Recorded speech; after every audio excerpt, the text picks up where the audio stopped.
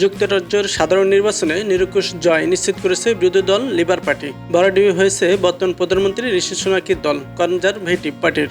Sunak পরাজয় মেনে নিয়ে স্টারমারকে ফোন করে অভিনন্দন জানিয়েছেন। 2001 সালের পর আবারও ডাউনিং স্ট্রিটে লেবার প্রধানমন্ত্রী আসতে চলেছেন। কিছুক্ষণের মধ্যে পুরো বিশ্ব জেনে যাবে যুক্তরাজ্যের 650 সংসদীয় আসনের মধ্যে লেবার এবং কনজারভেটিভ পার্টির দখলে কটে করে আসন যাচ্ছে। একবার দেখে নেওয়া যাক লেবার পার্টির নেতা তথা যুক্তরাজ্যের প্রধানমন্ত্রীর আসনে বসতে চলা কিয়ের স্টারমারকে আসলে কে।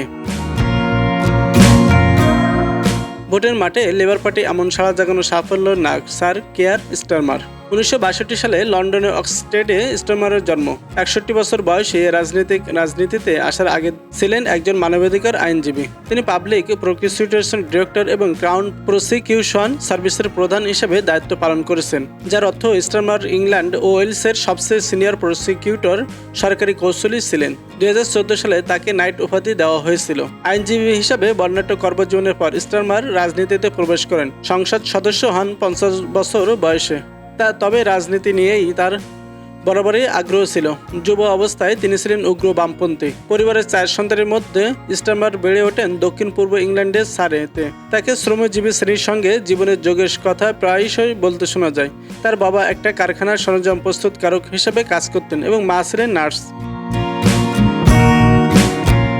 স্টারমারের পারিবারিক জীবন খুব সুখকর ছিল না। তার বাবা দ্রুত রেখে চলতেন। দীর্ঘকাল স্টিলস ডিজিজ নামক এক ধরনের অটো ইমিউন ডিজিজে ভুগছেন তার মা। অসুখের কারণে ধীরে ধীরে হাঁটার এবং কথা বলার ক্ষমতা হারান তার মা। একসময় তার পা কেটে বাদ দিতে হয়েছিল। স্টারমারের পরিবারের কট্টর লেবার পার্টির সমর্থক ছিল, যার প্রতিফলন পাওয়া যায় তার নামে।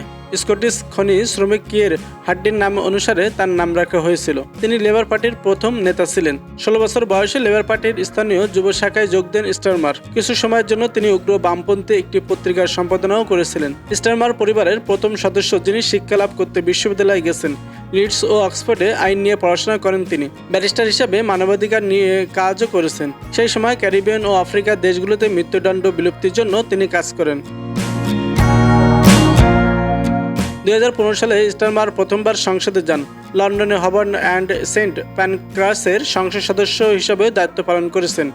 কট্টর বাম রাজনীতিবিদ জেরেমি করবিনের নেতৃত্বে লেবার পার্টি তখন বিরোধী দলের ভূমিকা পালন করছে। অভিবাসনের মতো গুরুত্বপূর্ণ ক্ষেত্রে সরকারি কার্যকলাপ নজর রাখার জন্য স্টারমারকে শ্যাডো হোম সেক্রেটারি স্বরাষ্ট্রমন্ত্রী হিসেবে নিয়োগ করা হয়েছিল।